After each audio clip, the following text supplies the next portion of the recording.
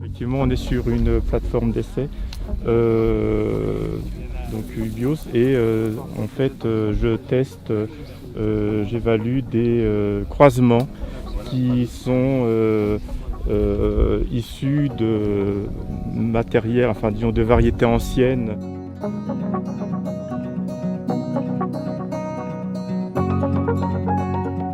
Dans notre union, on a choisi d'être acteur de la sélection en bio et ça se traduit par différentes méthodes. Alors, la première, c'est d'aller voir les partenaires historiques de l'obtention végétale en bio. Donc on se rapproche de ces partenaires-là et on va avec eux réfléchir ensemble à la semence de demain.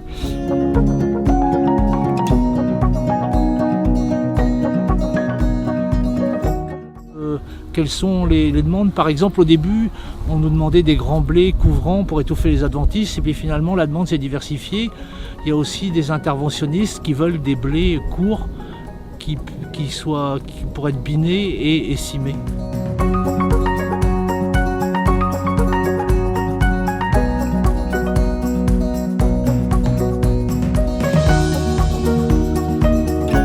On est aussi acteur de la sélection, notamment avec ce qu'il y a derrière nous. Donc, dans le cadre d'un partenariat avec l'INRAE, nous avons mis en place du matériel hétérogène biologique qui est aujourd'hui à l'évaluation. Et l'objectif de ça, c'est de proposer une diversité de profils de semences, que ce soit du classique ligné à de la diversité génétique comme le MHB. On voit aussi une très grande diversité entre les épis. Des épis qui vont se colorer, on voit qu'ils sont plus ou moins qui vont aller vers le rouge, d'autres qui vont être blancs. Bien de trouver la bonne situation, enfin certains vont s'en sortir mieux que d'autres, ça c'est sûr. Et de toute façon, on s'en sort avec quelque chose, une récolte qui reste satisfaisante.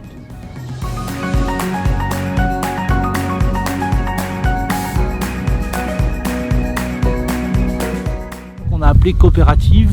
C'est pas vraiment de la sélection classique, mais c'est pas de la sélection participative non plus. C'est qu'il y a des variétés INRAE Agri-Obtention qui sont sélectionnées avec discussion, échange, débat contradictoire avec les partenaires coopératifs.